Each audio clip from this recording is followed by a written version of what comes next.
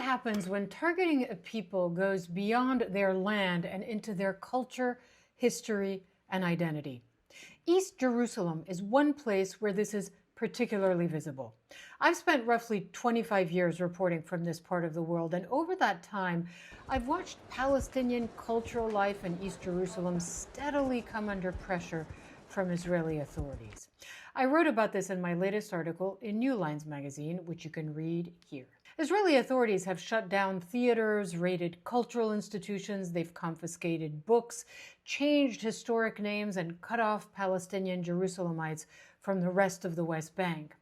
And one night last November, I saw the latest example of that struggle play out inside an East Jerusalem theater in front of a room full of children. That night, the children were already on stage at East Jerusalem's Al-Hakawati Theater. They'd spent months rehearsing a performance called Dreams Under the Olive Tree with their families in the audience. But before they could start, masked Israeli police officers stormed into the packed auditorium. Video of the raid quickly went viral. Armed forces in the theater, an Israeli official waving a document and ordering the staff to evacuate, children in costumes crying, one boy so distressed that he was filmed vomiting in the theater lobby. The authorities' justification for shutting down the play was that the performance violated laws prohibiting the Palestinian Authority from operating in territory that Israel considers part of its state, and it considers all of Jerusalem to be Israel. The play's director told me this a few days after the raid. He was like shouting on us, just go and do it in your country. This is our country. Meaning Jerusalem, yes. All of Jerusalem is Yes, our country. Exactly. Well, Palestinians in much of the world disagree, of course. East Jerusalem is considered occupied.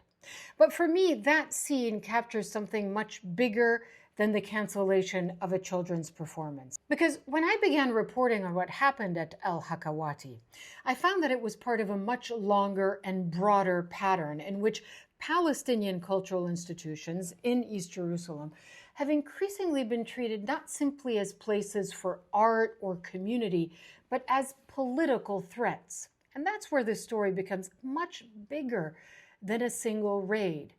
The more I investigated, the more examples I found. I reported in 2025 on a raid at the educational bookshop in East Jerusalem. In February, and then again in March of that year, Israeli police raided the historic bookstore and arrested two of its owners, Mahmoud Muna and his nephew Ahmed. Officers, it was caught on CCTV, confiscated hundreds of books. The owners told me at the time that books were specifically targeted if they contained references to Palestine or Palestinians, the West Bank, or had a Palestinian flag on the cover, for example. Among the books taken were works by Noam Chomsky, Banksy, and Rashid Khalidi. There was a children's coloring book called From the River to the Sea that the owners told me they only had one copy of, and that it was actually sitting in a back storeroom and wasn't even for sale. The owners were arrested on suspicion of selling books containing incitement and support for terrorism, allegations that they denied. And they told me something striking about the books that had been confiscated. They included works by Jewish authors, American and Israeli, including Ilan Pappé and Nathan Thrall. And one of the owners told me the word Palestine was enough to get some books taken. And all of this goes back to long before October 7th, 2023. In July 2020, Israeli police and intelligence forces raided three major Palestinian cultural institutions in East Jerusalem: the Edward Said National Conservatory of Music, the Yabus Cultural Center, and the Jerusalem Arts Network, Shafak. At the time, they seized computers, documents, and files. The directors were detained, with Israeli authorities accusing them and the organizations of being connected to terrorism financing. The institutions denied the allegations, and no evidence was presented publicly to support them. And we can go back even further. After the Oslo peace process in the mid-90s, Israeli authorities shut down the Orient House, an important center of Palestinian political life in East Jerusalem. The building also contained a photography collection, which was an important archive documenting Jerusalem's Palestinian history. And we can go all the way back to 1948, when Israel was created.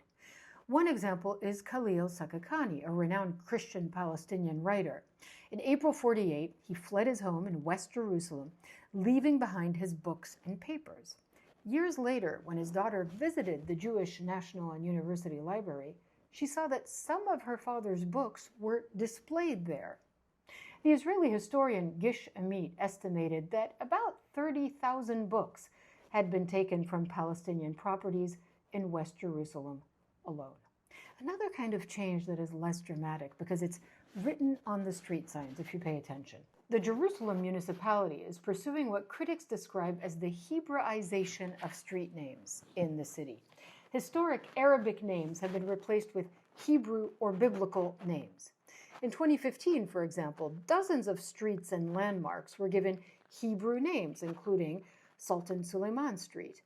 And even the name Palestinians use for Jerusalem, Al-Quds, has been relegated to a secondary position in some official contexts, while Hebrew and ancient names take precedence. This may sound like a small thing, but it isn't, because names tell us who a city belongs to, whose history matters, and whose presence is considered permanent. And then there's the geography. One of the most important parts of this story is the increasing isolation of East Jerusalem from the rest of the West Bank. Since the separation wall and checkpoints were built and expanded, Palestinians have faced enormous restrictions on movement between Jerusalem and the surrounding Palestinian communities. And that has a direct impact on culture, because a theater needs an audience and it needs funding. But Palestinian cultural institutions in the occupied part of Jerusalem operate under the law of the occupier and not their own, so they cannot accept funding from the Palestinian Authority.